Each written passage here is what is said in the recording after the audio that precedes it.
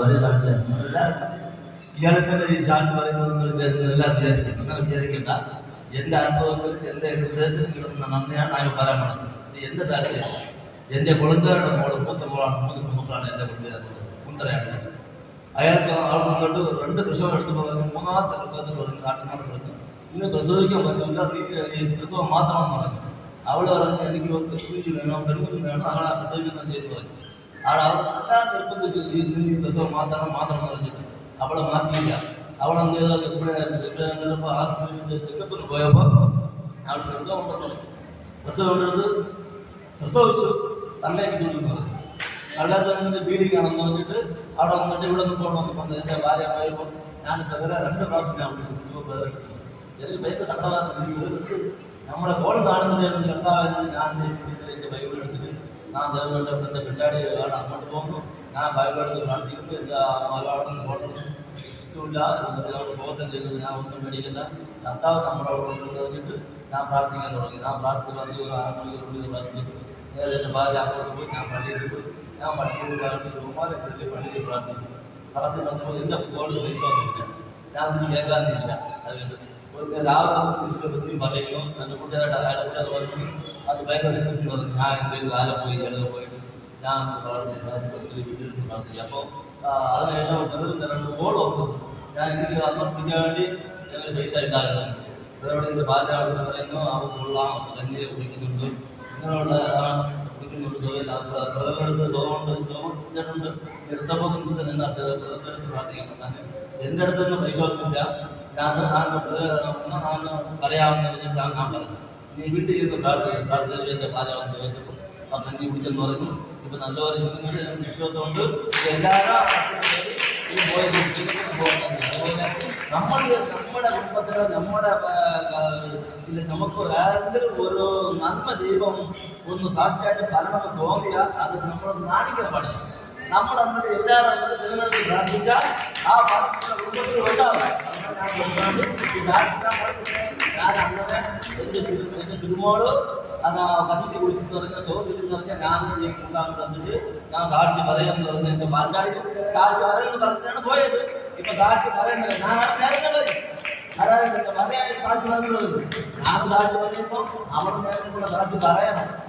ഞാൻ ആരോഗ്യത്തെ കൊണ്ട പറയല വിളിച്ചെങ്കിൽ അതുകൊണ്ട് എൻ്റെ ഭാര്യ ഇന്ന് പറയുന്നത് നാളെ വിളിച്ചവരും അവളോ പറയും.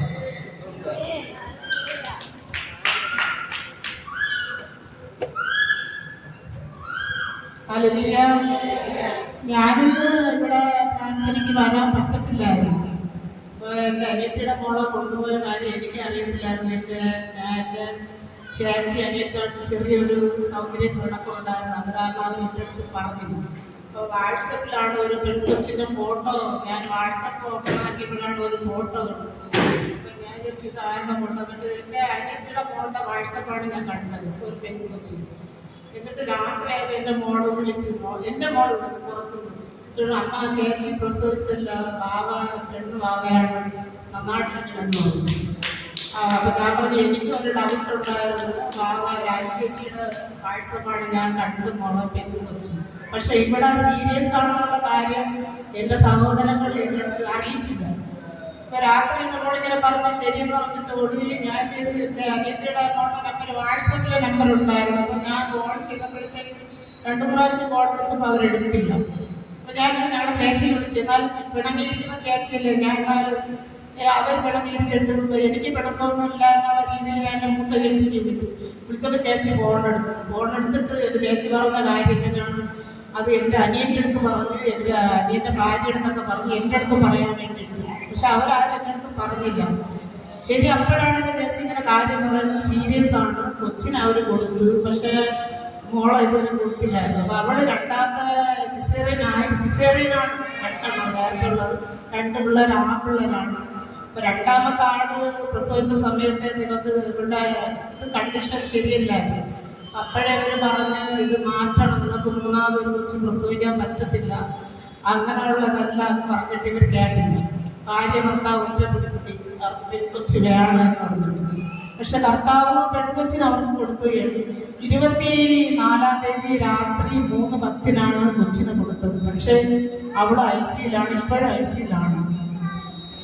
ചെറിയ ഐസിയിലായിരുന്നു എസ്ഐറ്റിയിൽ. ഞാൻ മെനഞ്ഞാന്ന് പോയതിന് ശേഷമാണ് അവിടെ നിന്ന് അവർ കണ്ടീഷൻ ശരിയല്ലാത്തതുകൊണ്ട് വലിയ ഐസിയിൽ മെഡിക്കൽ കോളേജിലാക്കിയത്. തള്ള മെഡിക്കൽ കോളേജിൽ, കൊച്ചു ഇവിടെ SITയിലുമാണ് ഇപ്പം കിടക്കുന്നത്. പക്ഷേ ഞാൻ പോകുമ്പോൾ ഒന്നും അവിടെ കണ്ണൊന്നും തുറന്നിട്ടില്ലായിരുന്നു. പ്രസവിച്ചിട്ട് 4-ാം ദിവസമാണ്, 25-ാം തീയതിയാണ് അവൾ പ്രസവിച്ചത്. പക്ഷെ 28-ാം തീയതിയിൽ അവൾ കണ്ണ് തുറന്നിട്ടില്ലായിരുന്നു. പക്ഷെ ഞാൻ ഇവിടെ നിന്ന് പോയപ്പോഴേ ഇവർ പറഞ്ഞപ്പോൾ എനിക്കിതാണ് പറയാനുള്ളത്. ഇവർ എൻ്റെ അടുത്ത് പറഞ്ഞപ്പോഴേ ഞാൻ ബ്രദറിനെ വിളിച്ചു. ഇപ്പൊ ബ്രദർ ഫോൺ എടുക്കാത്തപ്പോൾ ഞാൻ ആ സമയത്ത് ഈശോയെ ബ്രദർ ഫോൺ എടുക്കുന്നില്ലല്ലോ. അപ്പോൾ അവിടെ പിന്നെ വിചാരിച്ച് ബ്രദർ എടുത്തില്ലെങ്കിൽ പോട്ട് ഞാൻ പ്രാർത്ഥിക്കട്ടെ. ഞാൻ ഇവിടുന്ന് പെരുമാത്ര ബസ്സിലോട്ട് കയറിയത് ഞാൻ കരഞ്ഞിട്ടാണ് ഞാൻ ബസ്സിലിരുന്ന് പ്രാർത്ഥിച്ചു പോയത്. പക്ഷെ ആ സമയത്ത് എനിക്ക് ഒരു വചനം എനിക്ക് എൻ്റെ ഓർമ്മയിൽ വന്നു. ഒരു സ്ത്രീ ഈശോയുടെ വസ്ത്രം തൊട്ടപ്പോൾ രക്തസ്രാവമുള്ള ഒരു സ്ത്രീ ഇന്ന് നമ്മുടെ പള്ളിയിലുള്ള വചനം അതായിരുന്നു.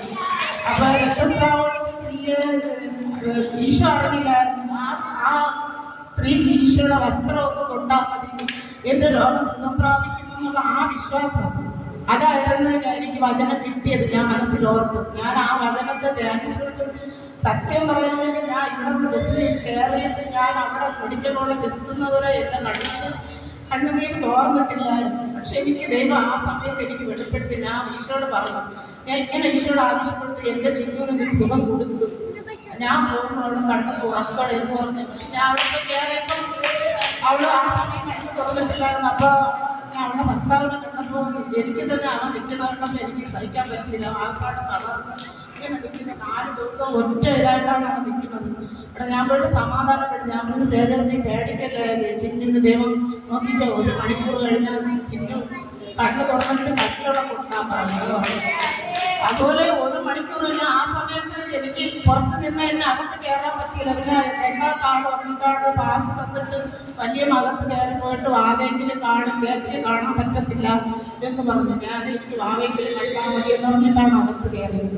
പക്ഷെ അവിടെ പുറത്തിറങ്ങി ഞാൻ അകത്തുണ്ടായിരുന്നു. പക്ഷെ 1 മണിക്കൂർ കഴിഞ്ഞപ്പോഴത്തേക്കും അവൾ കണ്ണു തുറന്നു. പക്ഷെ ഞങ്ങൾക്ക് പിന്നെ വലിയ എക്സിലോട്ട് കൊണ്ടുപോയപ്പോൾ ഇന്നലെ ഒരു ഉച്ചയോടായപ്പോഴത്തേക്ക് അവൾക്ക് കഞ്ഞിയുടെ വെള്ളം കൊടുക്കാൻ വേണ്ടിയിട്ട് കർത്താവ് ചെയ്ത ആ വലിയ അനുഗ്രഹത്തിന് ഞാൻ കോടാനോടി നന്ദി പറയുന്നു.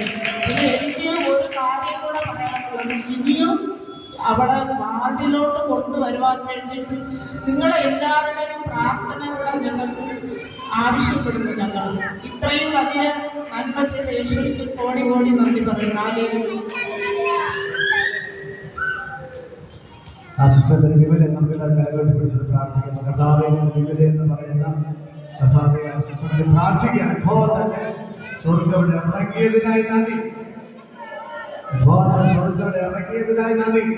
ഇപ്പോൾ തന്നെ സ്വർഗ്ഗം ഇറങ്ങിയതിനായി നന്ദി. ഇപ്പോൾ തന്നെ സ്വർഗ്ഗം ഇറങ്ങിയതിനായി ആ സിസ്റ്റർ പരിപൂർണ്ണ സൗഖ്യത്തെ കണ്ടാൽ കൊടുത്ത് ഐസിയിൽ വാക്കിലേക്ക് മാറ്റി തന്നെ വീട്ടിൽ കൊണ്ടുവന്നതിനായി നന്ദി.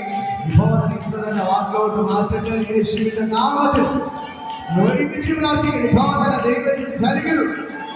ഇപ്പോതന്നെ യേശുവിന്റെ നാമത്തിൽ അനുഗ്രഹിച്ച് പ്രാർത്ഥിക്കുന്നു. കർത്താവേ ഇപ്പോതന്നെ ദൈവമകത്വം ഐശ്വര്യത്തെ ഇറങ്ങട്ടെ. കർത്താവേ ഇറങ്ങണം. ഇപ്പോതന്നെ തൊട്ട് സൗഖ്യമാക്കണം. പരിപൂർണ്ണ വിടുതലാവരികട്ടെ.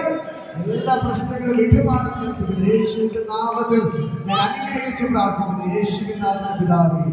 Hallelujah, hallelujah.